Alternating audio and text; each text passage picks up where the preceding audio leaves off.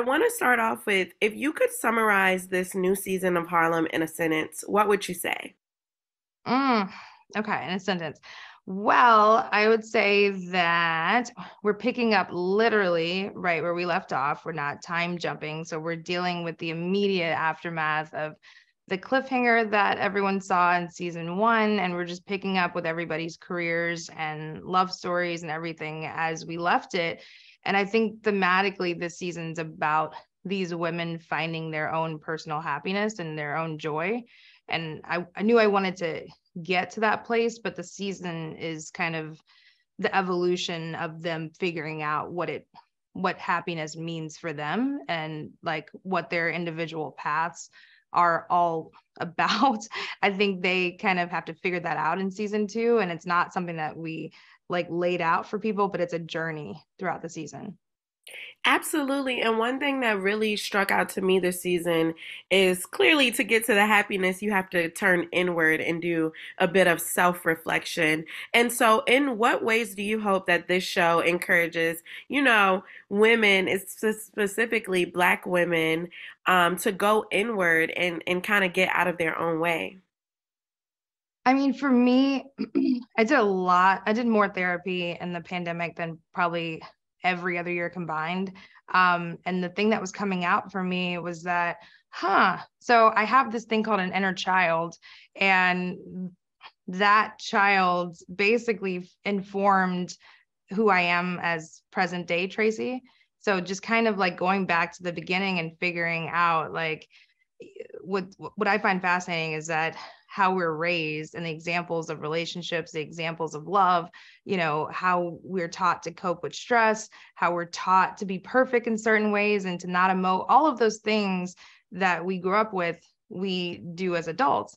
And so I had to kind of, like you're saying, go inward and like re-examine some of the things that I was taught because I was like realizing that some of the bad patterns, particularly with men that I was repeating, were things that were related to my childhood. And all of us have these patterns in us. And we don't even know that we were conditioned to think a certain way until you actually start looking inward and asking yourself, why am I the way that I am? And I think with a lot of Black women in particular, um, we've experienced a lot of trauma at a young age. And I think a lot of us as adults don't even realize it until you start unpacking those things. But until you do that, you can't really break that cycle and start over. Yeah, and my last question is because I love that you brought up inner child because my inner child was gleaming in watching this because you Good. sprinkled some of my favorites. I'm a child of the 90s, and you Yeah. sprinkled in folks from some of my favorite 90s sitcoms. Why Mhm. was you intentional about giving these women their flowers?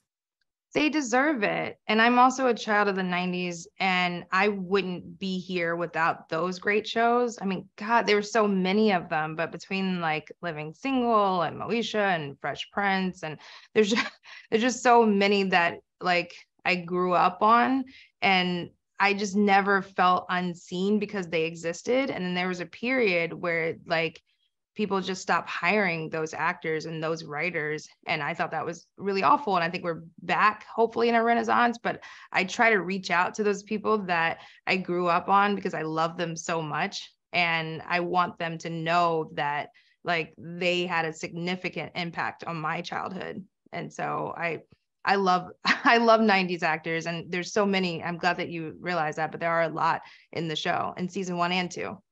Absolutely. Well, thank you so much for your time, Tracy, and congratulations on season 2. Thank you. I appreciate it. So, Megan, I will actually start with you because, Camille, my good sis, is growing as a person. And, I like to say she's taking accountability for some of her actions. What would you say is so different from her from season 1 to now? I think that in season one, she felt like a lot of things were happening to her. And I think in season two, she is taking more accountability and she is being more, and she started to do this towards the end of season 1, more about, no, I'm going to take my life by the reins and go after what I want and be, more open-minded, but be more intentional about everything. Not just wanting or desiring something and working towards it, but like, what are the things that I need to put in place for the things that I really want for my life? And then I think also she is definitely learning and growing, and she is discovering, who she really is. She's discovering who she's not. She's discovering who she thought she was. And so I think it's this season I especially love, because I feel like there's such an authenticity to those self-discoveries that aren't always like perfect and pretty and, patched up in a bow. They're real life, as you're discovering it. So I'm excited for people to see that. Absolutely. And Jerry, one theme that stood out to me continuously between all characters is self-reflection. And so from the start of season 2 to the end, how do we see that theme unfold in Ty's life, and how does she come out better because of it? I think she's approached with a lot of situations that forces her to self-reflect in a way that doesn't involve data analysis and numbers in terms of business, right? Because she is very brilliant in her company, and she can tell you how we can get our numbers up from this year to this year, but she probably can't tell you how she can be better at love from this relationship to this relationship, because that's just not where she has her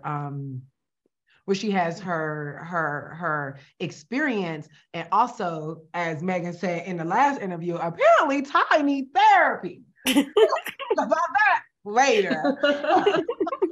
I think that she's more open to taking other people's perspective into true consideration and seeing how she can adjust in a way that feels most authentic to her. Amen. Yeah, and then just lastly for both of y'all, there's an episode, without giving too much away, where you all are talking about continuing your legacy through children. So when you think of the legacy of Harlem and how it showcases sisterhood, what do you want that to look like? I want every woman to see themselves in every shape, size, and hue, and every hair texture, to say, I am absolutely stunningly gorgeous and worthy and a superhero and can do anything and everything that I put my mind to. I want them to adore their friends, truly appreciate their relationships and their lives that have held them down, and love them unconditionally and have been their biggest cheerleaders. I don't want them to be catty towards each other or gossipy or fall out over no man. I want them to feel fully empowered when they watch the show, and also empowered to make mistakes along the way and not beat themselves up, but continue to grow and self-reflect and understand that they are superheroes and they are needed. Yeah. Yes. I think there's a group of children in like the mid 2000s that didn't grow up with the same representation, because late 90s and early 2000s, we had a lot of, or a couple shows that show like Black female friendships. And then all of a sudden there was nothing. Yep. And so then I feel like I want the people coming up now to be like, oh, we had Harlem. Like, I felt seen by Harlem.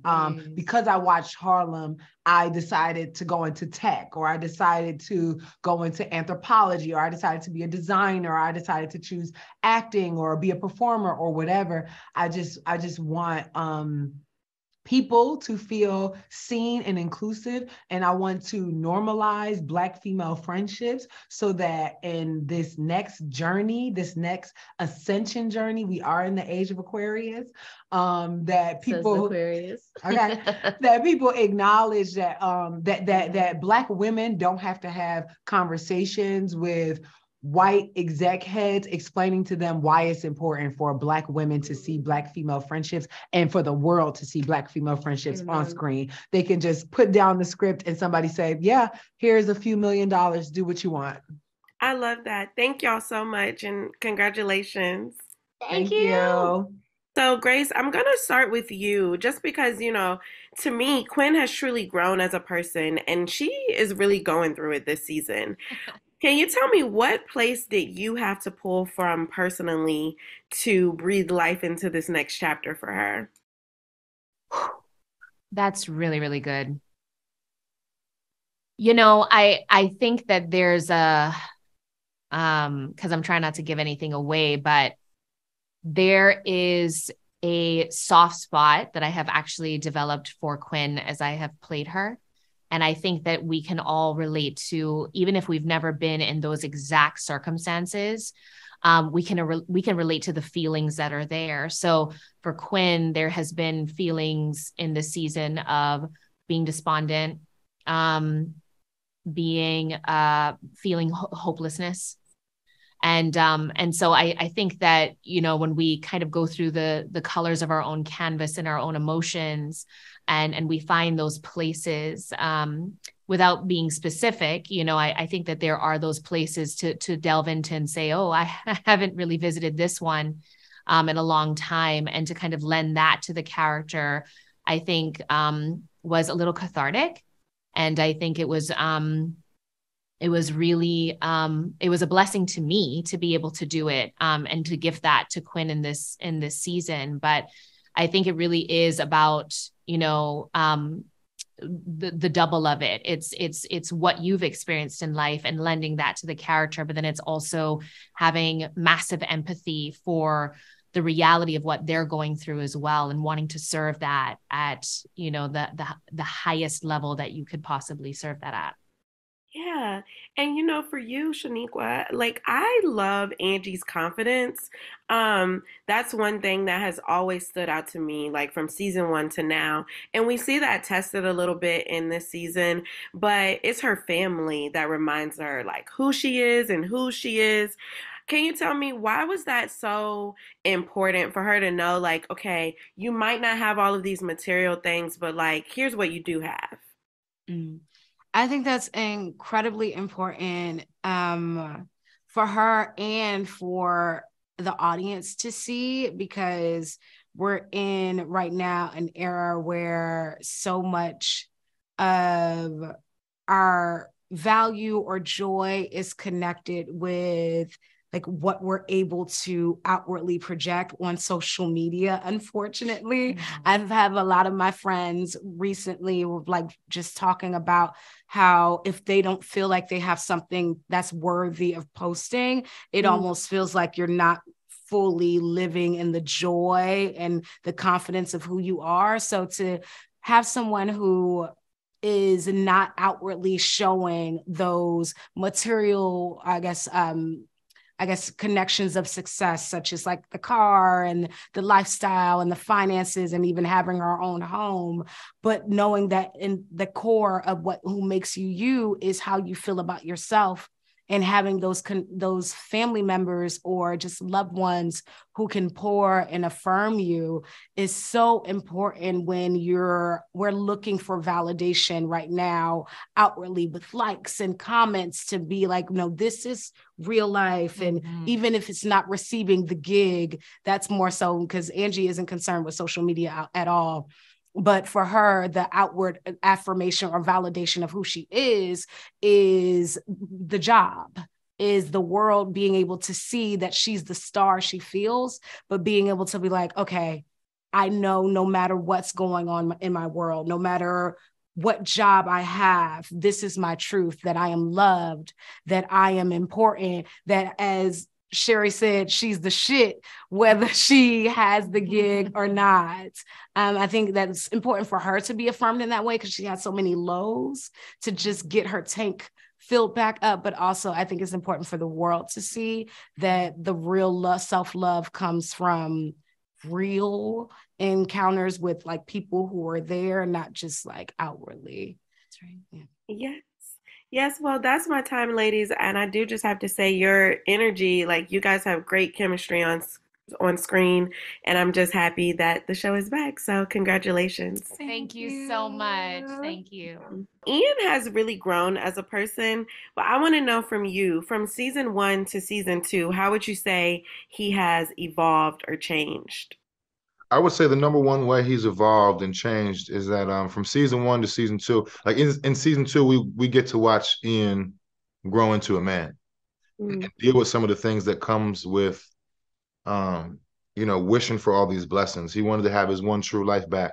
Now he blew up his marriage to get it back. What do you do with it? He really wanted to bring a piece of, um, he really wanted to bring a piece of Paris home with him and introduce it to his community in Harlem through his restaurant. So now you have to deal with being a part of the gentrification. What happens with that? And to deal with these things and figure them out, you get to watch him grow into a man. So, Yeah. for sure. Yeah, and speaking of growth, like for me, the theme from this season is all about self-reflection.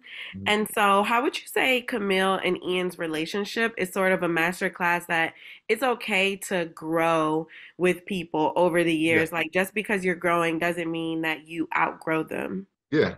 Yeah. The one thing that I would say, to piggyback off that is that it's okay to be happy, Mm. whatever that is.